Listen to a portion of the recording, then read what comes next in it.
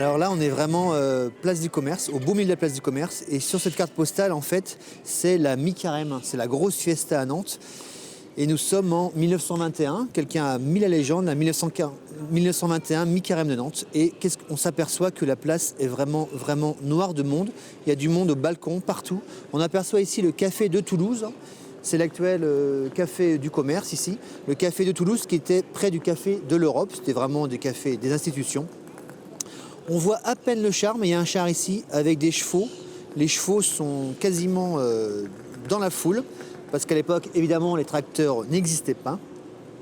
On trouve trace des premiers chars du carnaval dès 1880, mais la tradition en fait, du carnaval à Nantes remonte à 1540.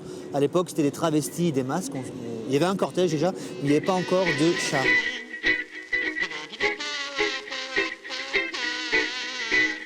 La première reine de Nantes, c'est une reine des blanchisseuses et c'est en 1896.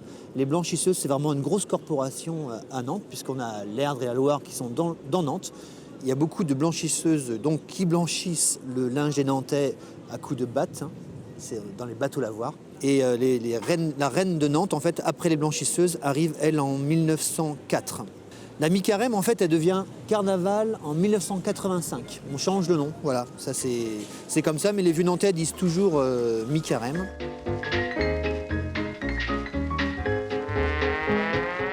À chaque mi-carême, il y avait un char à bœufs, on appelle ça le bœuf gras. C'est-à-dire que les Nantais faisaient défiler un bœuf, un vrai bœuf, avec des bouchées, et on finissait le carnaval. Après, on mangeait le bœuf, en fait. Et sur certaines cartes, hein, il y a eu des milliers de cartes postales autour de la mi-carême.